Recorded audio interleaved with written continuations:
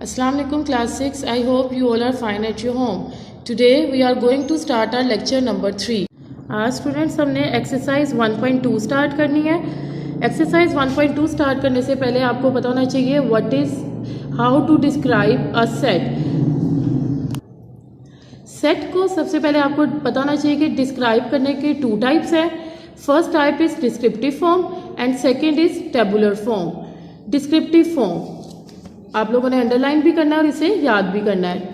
In descriptive form we describe the property of a set by a statement.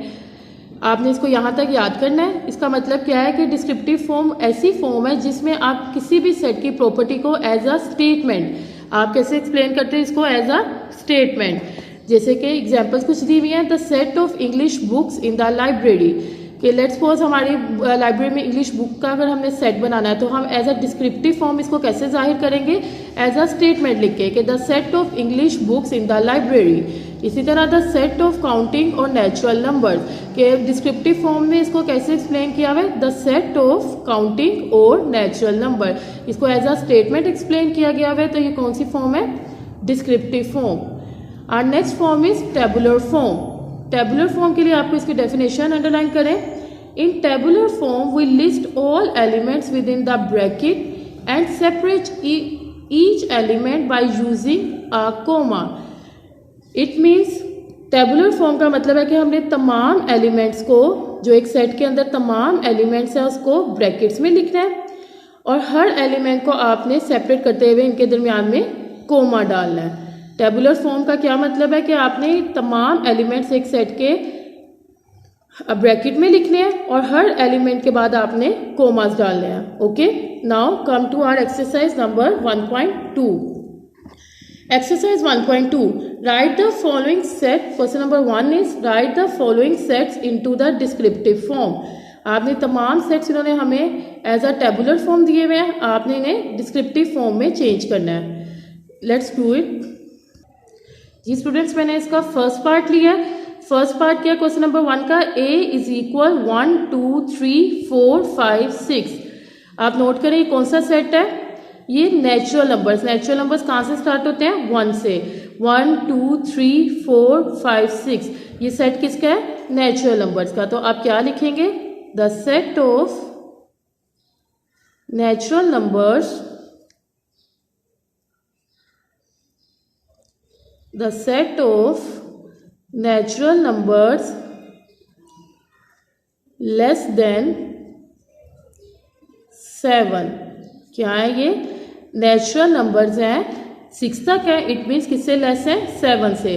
तो आपने as a descriptive form इसको क्या लिख दिया है, a is equal the set of natural numbers less than 7। Okay, now come to our next part which is e is equal 2 4 6 so on. ये भी tabular form में लिखा हुआ है, हमने इसको एज अ डिस्क्रिप्टिव फॉर्म लिखना है। तो जब आप इसको डिस्क्रिप्टिव फॉर्म में लिखेंगे तो कैसे लिखेंगे, डिस्क्राइब कैसे करेंगे, ये क्या है 2 4 6। आपको बताना चाहिए तमाम क्या है, इवन नंबर्स हैं। तो आप क्या लिखेंगे, द सेट ऑफ ऑल सोन, मतलब कि तमाम इसमें नंबर आ जाते हैं, तो the set of all even numbers. Okay, now take one more part which is f is equal potato, ladyfinger, carrot, brinjal। Ji students note करें ये क्या है, ये वेजिटेबल्स के नेम है। तो जब आपने इसको एज अ डिस्क्रिप्टिव फॉर्म लिखना है तो आप क्या लिखेंगे, f इज इक्वल, इधर भी आपने लिखना है e is equal, f is equal the set of, कितने वेजिटेबल्स हैं काउंट करें, 1 2 3 4। तो आप क्या लिखेंगे, the set of 4 vegetables. Okay, इसी तरह मैंने एक और पार्ट लिया which is o is equal 1 3 5 so on. तो आप इसको क्या लिखेंगे, ये क्या कौन से नंबर्स हैं, नोट डाउन 1 3 5 ये ओड नंबर्स हैं। ठीक है, तो आपने जब एज अ डिस्क्रिप्टिव फॉर्म इसको लिखना है तो आप क्या लिखेंगे, द सेट ऑफ, अब ये सो ऑन चल रहे हैं मतलब इसमें तमाम ओड नंबर्स आ रहे हैं, तो आपने क्या लिख देना है, the set of all odd numbers. ठीक है स्टूडेंट्स, इसके कुछ पार्ट्स मैंने आपको करवाए हैं। इसी तरह आपने बुक के तमाम पार्ट्स, बुक में जितने भी पार्ट्स हैं आपने अपनी नीट कॉपीज पे सॉल्व करने हैं। Okay. Now come to our question number 2, exercise 1.2, question number 2, which is the write the following set into the tabular form. अब हमें ये डिस्क्रिप्टिव फॉर्म में दिए हुए क्वेश्चन, हमने इसको किस फॉर्म में लिखने हैं, टेबुलर फॉर्म में. ऊपर हमें टेबुलर फॉर्म में दिए थे, हमने डिस्क्रिप्टिव फॉर्म में लिखे थे. अब हमें डिस्क्रिप्टिव में दिए हुए हमने टेबुलर में लिखने हैं. तो चलें करते हैं इनके भी क्वेश्चंस को solve. Let's read part number 1, which is A is equal the set of name of 3 boys whose name start with letter B.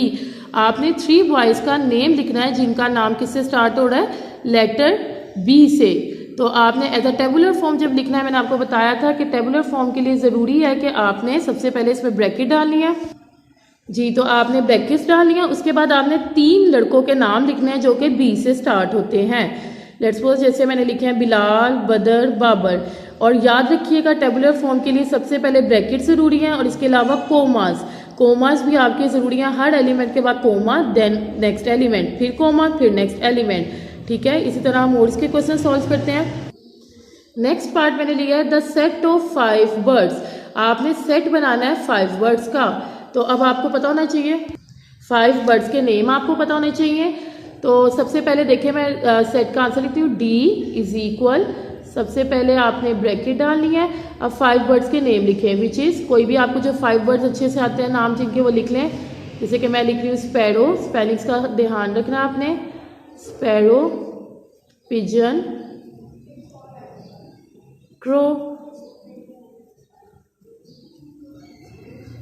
Kuku, parrot. ठीक है, और हर एलिमेंट के बाद आपने कोमा लाजमी डालना है और लास्ट पे आपने ब्रैकेट भी लाजमी डालनी है. Okay, now take one more part which is J is equal the set of years greater than 2006 and less than 2009. तो आपने इसको एज अ टेबुलर फॉर्म कैसे लिखना है, J इज इक्वल ब्रैकेट. अब ग्रेटर देन 2006 से बड़े लिखने हैं, क्या होंगे, 2007, 2008. अब मैं 2009 नहीं लिखूंगी, क्यों, क्योंकि उन्होंने क्वेश्चन में क्या है कि लेस देन 2009 से कम होने चाहिए, विच इज़ 2008. ब्रैकेट्स कंपलसरी डालनी है और हर एलिमेंट के बाद कोमा भी ज़रूर डालना है. ठीक है, स्टूडेंट्स मैंने आपको ये क्वेश्चंस करवाए हैं. आपने अब इस क्वेश्चंस की मदद से 1.2 अपनी कंप्लीट नीट कॉपीज़ पे साफ सुथरी राइटिंग में सॉल्व करनी है. ओके, थैंक यू, अल्लाह हाफिज़.